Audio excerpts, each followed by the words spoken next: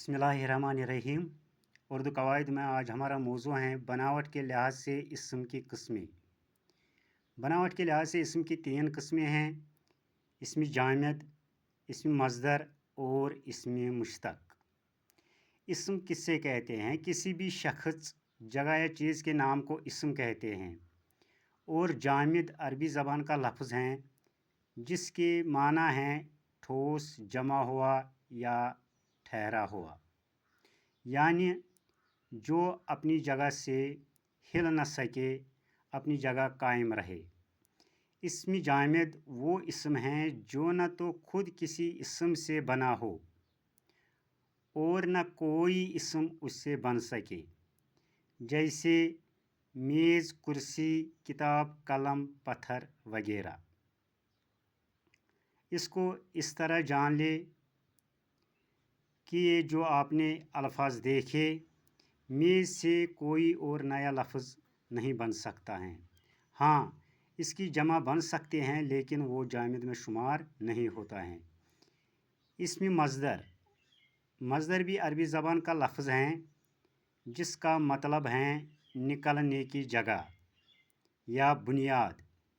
इसमें मज़दर ये वो इस्म हैं जो खुद किसी कलिमा से न बने, जो खुद किसी लफ्ज़ से न बने, मगर उससे दूसरे कलिमे, उससे दूसरे लफ्ज़ बनाए जा सकते हैं, जैसे लिखना, पढ़ना, दौड़ना, खाना वगैरह।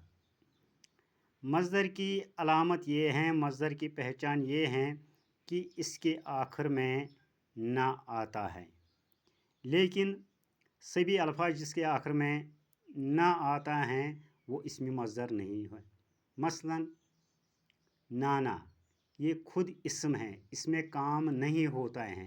मज़दर किसी काम के नाम को भी कहते हैं, लेकिन उसमें कोई ज़माना नहीं पाया जाता है कि ये काम कब हुआ, माजी में हुआ, हाल में हो रहा है या मुस्तकबिल में होगा। तो इसमें मुश्तक, मुश्तक भी अरबी ज़बान का लफ्ज़ हैं जिसके माने निकला हुआ या माखूज़।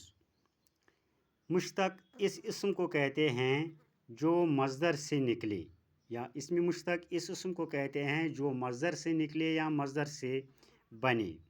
मसलन पढ़ना, पढ़ना एक मज़दर है और उससे पढ़ाई और पढ़ने वाला जैसे मुश्तक अल्फाज बनते हैं। और एक मिसाल लिखना, लिखना भी मज़दर हैं। लिखना अगर हम इसको मुश्तक बनाएंगे तो मुश्तक में इसको आएगा लिखाई, लिखता है, लिखेगा। उम्मीद है कि आपको ये तीनों समझ में आ ही गया होगा। अल्लाह निगहबान।